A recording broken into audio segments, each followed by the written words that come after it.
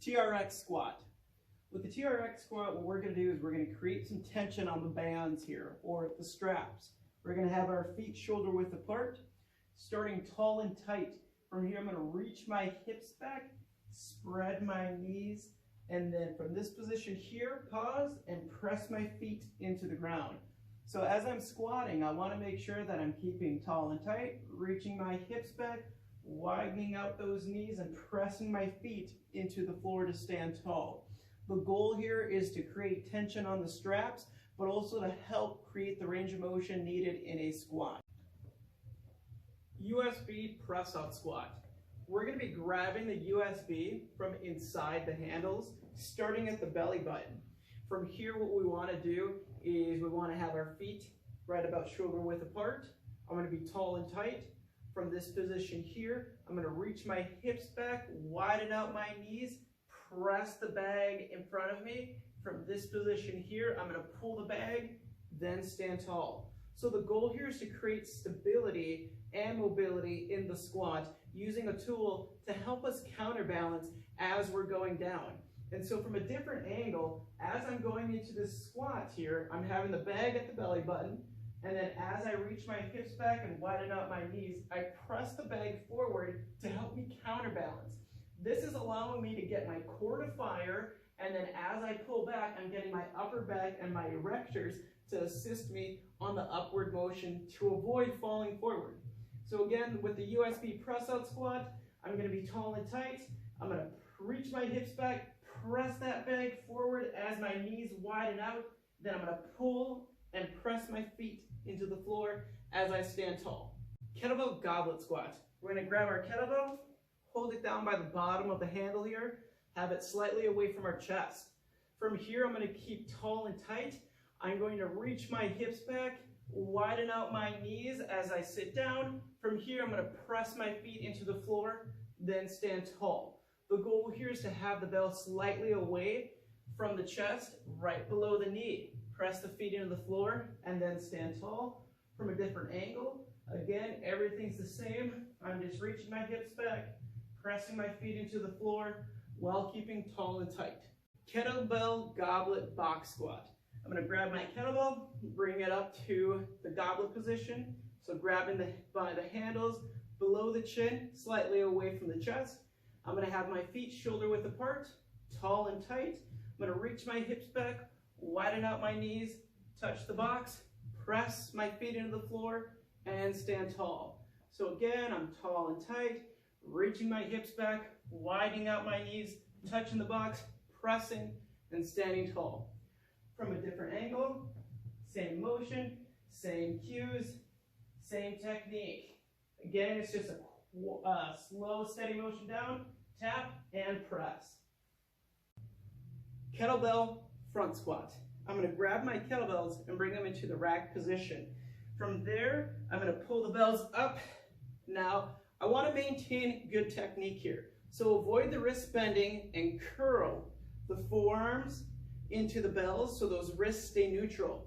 Having it right against the collarbone, same technique, same motion. I'm tall and tight.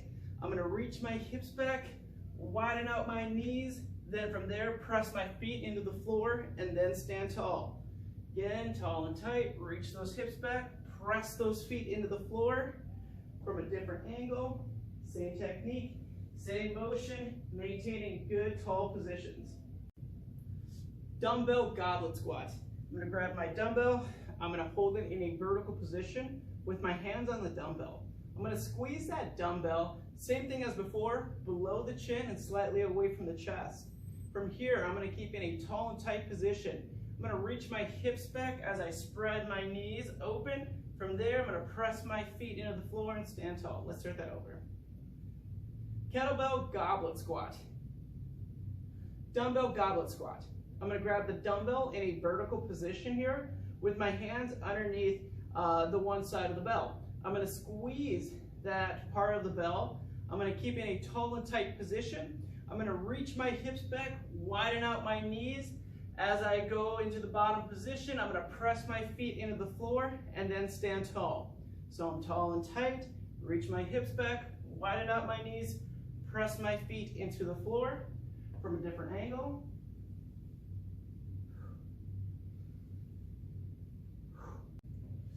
Dumbbell goblet box squat. Grabbing the dumbbell in the goblet position, right below the chin, slightly away from the chest. I'm going to start in a tall and tight position. From here, I'm going to reach my hips back, widen out my knees, tap the box, press my feet into the floor, and then stand tall. So again, going through that motion, slow and controlled, going from a different angle. Again, technique is always going to be the same with a squat. We're always tall and tight. We're reaching those hips back, we're widening out our knees, and we're pressing our feet into the floor. Remember, with the box squat, it's a quick tap. As soon as you touch, you're up and tall. Dumbbell goblet squat with a mini band. So now we're going to use that mini band to add extra resistance to the movement. We're going to place it below the knee. If there's issues with the band getting placed below the knee, feel free to move the band below or around the ankle as well. So what we're going to do here is we're going to create tension with that band. We're going to have the dumbbell in a goblet position. I'm tall and tight. I'm going to reach my hips back, and I'm going to spread those knees, and then from here, press my feet into the floor, and then stand tall. So again, as I'm going through that motion, as my knees are widening open, I want to create extra tension on the band. Going from a different angle, same technique, tall and tight, reaching those hips back, widening out my knees, pressing my feet into the floor. USB front-loaded squat. With the USB front-loaded squat, we want to have the parallel handles in line with the shins, so then that way the logo is facing towards us. From this position here, I'm going to pull the bag up and load it into the front-loaded position. I can either have the hands pressing against the bag, or I can have them holding away in a plank position. Either's fine. Just make sure that when you're in this position, you're pressing the bag towards you to create tension in the upper back to keep you upright. So just as we have before with any other squat, feet are shoulder width apart, we're tall and tight, we reach those hips back, widen out our knees, press our feet into the floor, and then stand tall. So the goal here is to keep those elbows up as high as you can while you're squatting to make sure that you're getting the core involved and also the upper back. So again, tall and tight, reach those hips back, widen out those knees, press those feet into the floor, then stand tall. USB front-loaded box squat. Pulling the bag into that front-loaded position. Again, I can adjust my hands either facing towards me or towards each other. That way I can focus on emphasizing the squeeze in the bag towards my upper back. From here, I'm going to be tall and tight. I'm going to reach my hips back. I'm going to widen out my knees. I'm going to tap the box, press up, and then stand tall.